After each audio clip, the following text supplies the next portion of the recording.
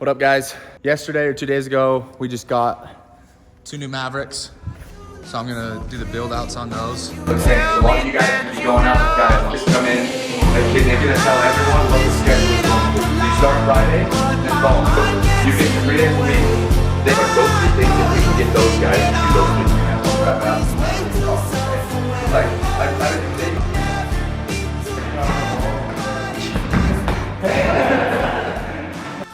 In business, there's a lot of decisions you have to make with equipment, in detailing, especially with equipment, trucks, things like that, when you're starting. The equipment we have now is not the equipment we had when we started. It's a lot more expensive, but it's way more reliable. We can afford it a little bit more now, which is nice.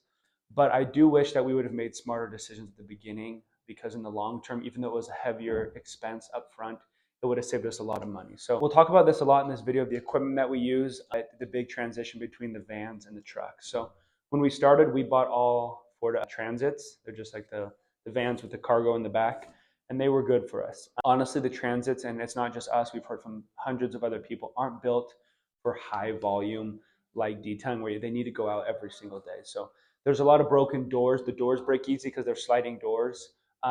The batteries die a lot. So there's batteries in the Transits that are hard to replace and they die a lot. And then as well, just the transmission, we had a transmission go out.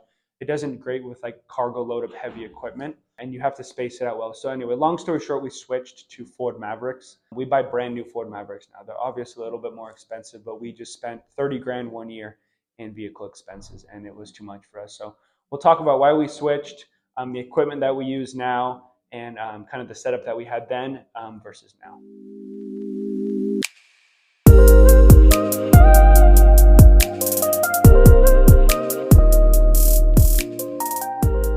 I know a lot of people have been asking questions on why we get these trucks, why they're super important, why we kind of made the swap from Transits to the Mavericks. So first of all, we made sure to put this HDPE board in. It's basically just acrylic plastic, kind of the same material as the tank it's made out of. We put that on there so that we can mount things into it. We just drill holes and use mounting bolts to hold down all of our reels, pressure washers, that sort of stuff. Have custom water tanks that we put in there. So they've kind of been fit to the exact dimensions of the truck. You can get them on reverse. 345 one time. So up to the camera, boys. Doing some build outs, taking a video, booking some jobs on the schedule. Booked the Raptor 350. We got Trev Daddy over there. Right after I called him, went on the phone, he stole it from underneath my feet. Casey's still in sales from Trev, huh? And Let's she go. has a BMW X7. Weather's great. It's been real nice recently. It's supposed to snow this week, but we're trying to get all these trucks. We got our other Maverick right there ready to go. Van 4 is out of commission right now, sadly. So a lot of this, you guys will realize, it's kind of jerry-rigged and kind of planned. So when we first buy the Kranzels, they've got a little platform on them as it kind of raises them up off the ground. Don't ask me why they have the inlet hose and the outlet, or the inlet hose and the outlet hose on a perpendicular platform. Makes no sense to me. I feel like anytime you're running a pressure washer, you either want it out of the same side or parallel to each other. So Kranzel, if you see this video, please change that, because I have to do a lot of jerry rigging with this. So basically what we do, build a little platform for it. We put a 90-degree angle on there so that it can go from our hose, or from the water tank into the inlet and then out the outlet the same way. Just the way we set things up. You want to maximize your space in the bed of these Maverick trucks because they are kind of small. We got William here. He's our ops manager. Sometimes he does these build outs too, but he's been slammed with some jobs and some new guys, getting them out trained, ready to rock and roll. We got Luke out here. So, Trained up. who we got here? Luke. Lukester. What's up, brother? New employee. How's it going, man? Say what up to the camera. Do a little YouTube content video. How's it going, brother? Nice to meet you. Nice meeting you. Now, spring's picking up, so we got a lot of jobs on the schedule. Got to get these things built out and ready to rock and roll. Okay, so right here, what we want to do is we'll go ahead and get this thing set up inside of the truck here. Want to make sure that it's level with the water tank, just like that. Then our reel will sit here. We connect those together. We got to make sure that the reel has enough room to not get bent or pushed up against the tailgate. So lock that in, get all the connections set up, and then we'll go from there. So next piece of equipment that we've got is our pressure washer handle. These are again from Royce Industries, heavy duty, really nice. They're not gonna rust out, break on you. They are a little bit more spendy, but again, with the amount of volume we're doing, sick and tired of triggers breaking, hoses getting gummed up with rust and just breaking down on me. Sometimes I just use the handle like this. A lot of times we're doing like big fleet vehicles. We've got like big camper vans, semi trucks. So we've got an attachment on there that kind of gives it a little bit more length. So you're not having to stand up on ladders, all that stuff. And then again, we put quick connects on everything. So plumber's tape, quick connect there. And then on the end of your nozzle, again, plumber's tape with a quick connect here to fit your 40-degree wide spray angles. I like using a wider angle, just liability purposes. We don't want anything that's super harsh or pressurized. We can also gauge the pressure on these Kranzels with this pressure gauge.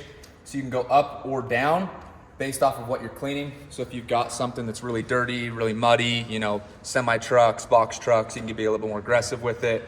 When you're dealing with, you know, supercars, really touchy paint, matte stuff, turn that pressure down, and then using that wide nozzle, it gives you more gallons per minute, but you can also avoid any sort of like high pressure stuff if you've got paint chips or PPF, wraps, tints, that sort of stuff that might catch an edge and peel it off. So we want to avoid that at all possible. So I'm building these things out. Everything that I'm doing is just making sure that it's stuck in place. You don't want to have all your stuff rattling around when you're moving. So when the guy leaves from an appointment, he's on the freeway, whatever, this stuff tends to wiggle. So I'll go ahead and mount this down so that our connections aren't getting cross-threaded, stripped out, anything. And then our reel will go right here. Same thing with that. Measure it out, mount it down. Don't secure anything before you measure it out. That's one thing that costs us a lot of time, is just like drilling holes and stuff that you didn't measure out right. So tape measures, marking it down with a Sharpie, whatever it is, to make sure everything fits, so you're not running into spacing problems when you're closing the tailgate, that sort of stuff. So I want to make sure your tank is pressed all the way to the back. You've got your connector hose here with the correct threadings. Making sure all your threadings are the right fit is huge too. So whether it's metric, whether your garden hose, whether it's, you know, 3/4 inch, whatever it is, just make sure all your fittings are correct. Right now we've got 3/4 inch garden hose connections here. Kranzel likes to make it just kind of universal for a lot of people. And then down here you've got your actually 1/2 inch connection down into a 3/8 connector with a 90-degree elbow. Again, I wish it would come out of here, but for some reason Kranzel likes to put it on this edge, so I got to have an attachment here that then fits to my jumper hose that feeds into the reel. Okay, so what I want to do here now is go ahead and get this set in and measured out correctly. So this jumper hose right here directly feeds into the connector right here. Let's go ahead and connect that. Make sure that's locked down. And then we just want to make sure that nothing is rubbing or touching against the pressure washer. Don't want to damage anything more than it needs to be. Still got to mount this down. And then we will connect our quick connects here to the bottom of the handle. And then we got to make sure we get a quick connect here. Plumber's tape that right there. Put that on. That snaps right into there. One thing that's huge as well, on your plumber's tape, you want to make sure that you're going the correct way. You just got to make sure that your tape folds down in the same direction that your pieces are getting screwed onto. Okay, or else what happens is your tape just gets bundled up and you run into leaking problems, which you don't want. All right, so just give it a wrap or two around there, tighten it up. You just rip it off and make sure it folds in the same direction as if you were screwing on your piece, right? So this one will go here, and then everything needs to be wrench tight, right? Don't want any leaking going on. I usually use channel locks and a crescent wrench. Makes the job easy.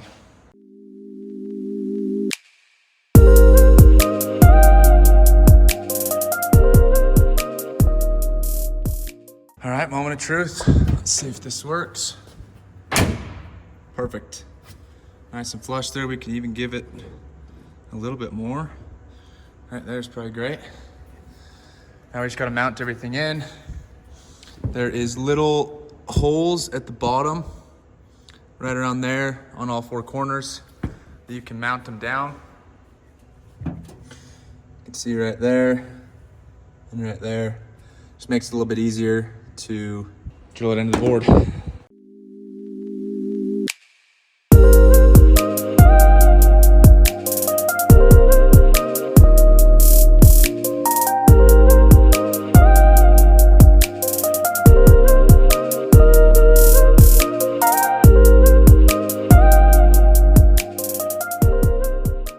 Okay, so the next part is we've got to make sure we put a tie down across the water tank there.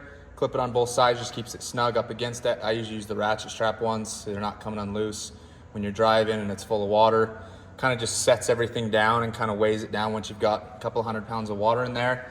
And then right now we will put a air compressor. We use the Rigid 4.5 gallon quiet air compressor, dual tanks. I feel like those last the longest.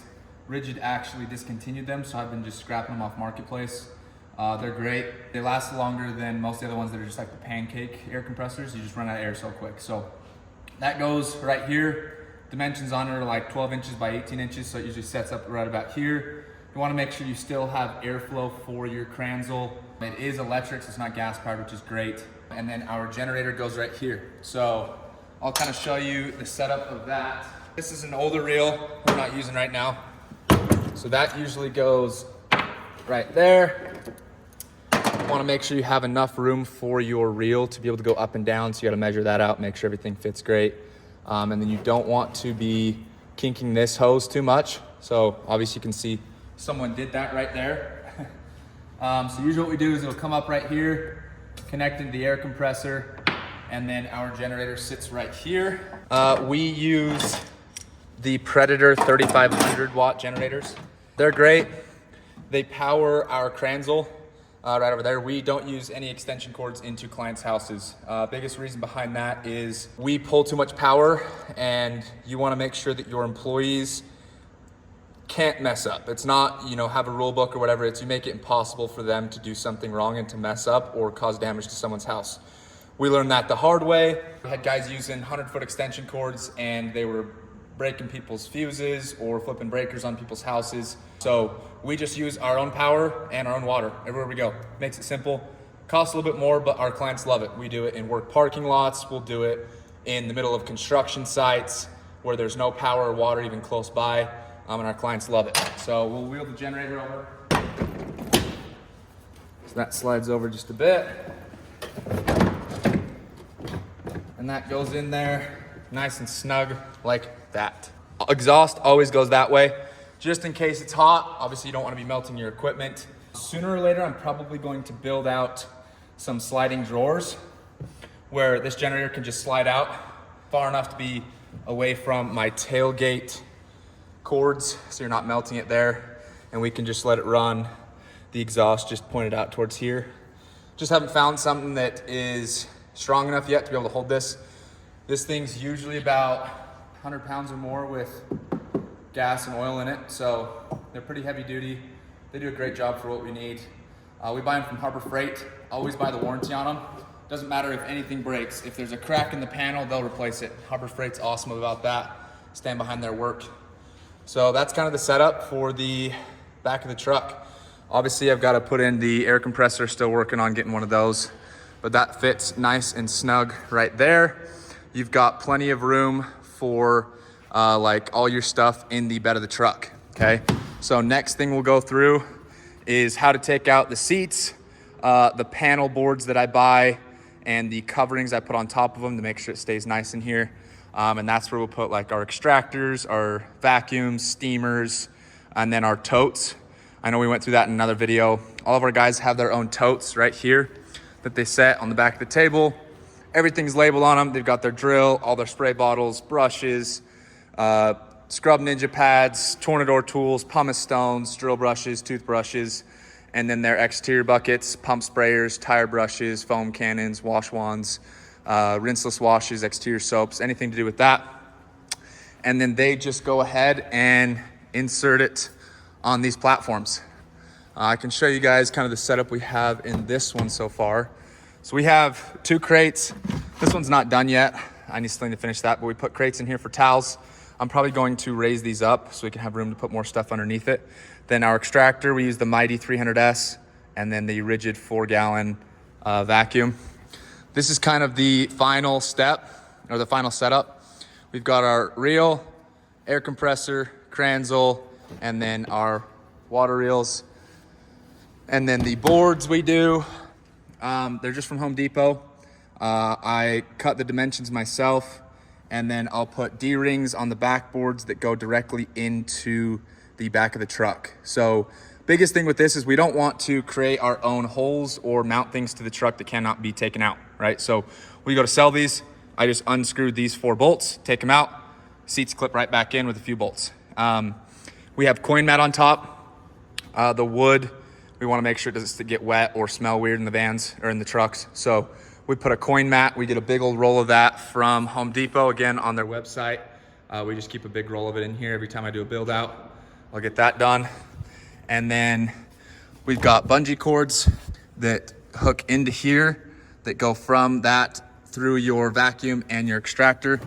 Usually that sits just like that. And their totes go right here, the exterior bucket right there. So plenty of room. These Mavericks are pretty small, but we want to save money on prices on, everything, gas, big trucks. They're expensive nowadays, but we want something that's reliable and that can get the job done. So that's kind of why we've used Mavericks. They're great. A little precursor to our rebrand. Skylo's the new name. Love it. We'll be dropping a video on that here soon. We kept the same colors as our other trucks, but we are going to get them all redone. So got to save money somewhere. Each of these wraps are around $2,500 a piece. The guys that do it for us do a great job. We give them big discounts because we've got 13 trucks that they'll be doing for us now. So let's go through the interior build out.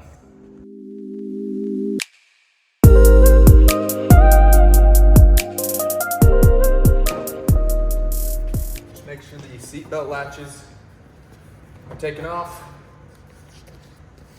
We always keep these seats, put them in our storage warehouse, just in case we ever want to swap back and put the seats back on pretty easily.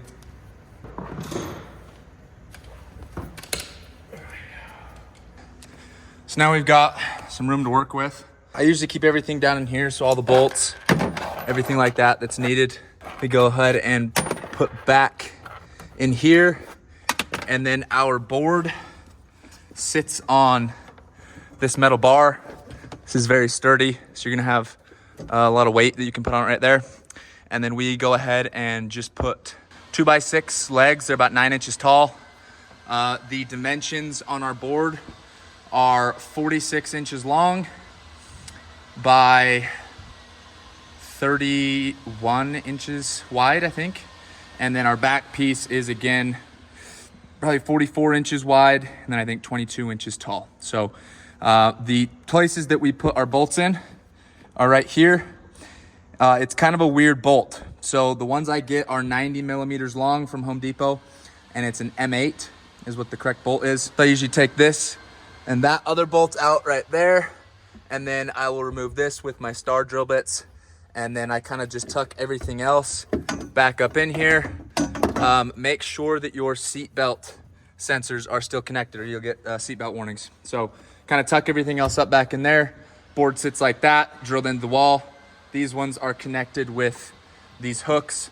I usually just put a piece of wood underneath here, again, mounting bolts, same thing as the back of the truck.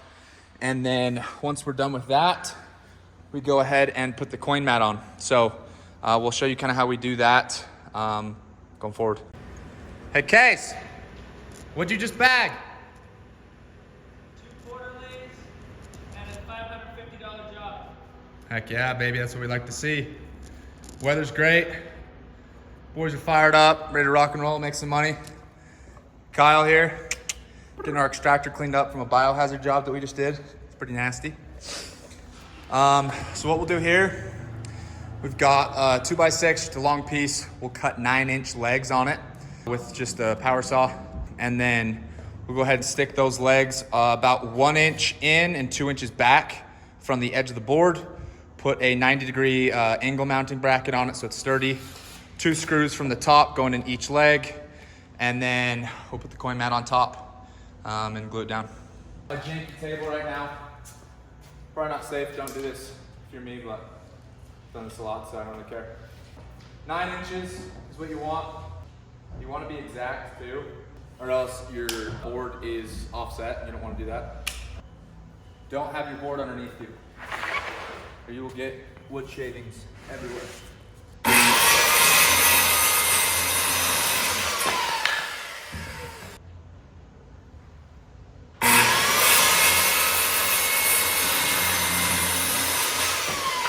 Probably should wear glasses. Again, I own the business, so I'm not worried about a workers' comp claim. There's your legs. Just like I mentioned before, you want both your legs on the front side. We go and put 90-degree angle brackets on both sides. Just kind of gives it more support. Then we'll put 2 screws up in the bottom on both sides. We will razor out the coin mat, spray the glue on, let it sit, and then we'll put it in tomorrow. So here's what it'll look like. It's a little bit dirty right now. Guys just got back. It's a little bit of crazy weather, so it's just got rain and water and stuff in here. But basically, you've got your legs right here with those mounting brackets from Home Depot. 6 screws you put in there, give it some support. You've got your coin mat on there, as well as the back piece. All you wanna do is take out these screws behind it. Like I said, M8 90mm screws. Put those in there. You may need an impact driver just because sometimes it doesn't fit very well. Line it up. I usually just put a screw in the hole and just press the board up against it. Gives a little bit of a marking angle. Drill the hole in, mount both those in, and then you are good to go. Everything else right now, this one's not organized, but we've got our crates in the back. We've got the extractor, the vacuum, and then your tote and the exterior bucket. So that's kind of the finished model right now. Right now, that's kind of the back. We're probably gonna put tonneau covers on top of these, kind of make it look a little more sleek, and then as well as blocking any rain or water. Sometimes you can kind of see the equipment just gets dirty and beat up over time when you're driving on the freeway and when you're just out in the sun, rain, snow, whatever it is. So if you have any questions, let us know down below. Willing to help out. That's kind of just the setup of what we're doing. And we will answer any questions, DMs you guys have for us. So appreciate it.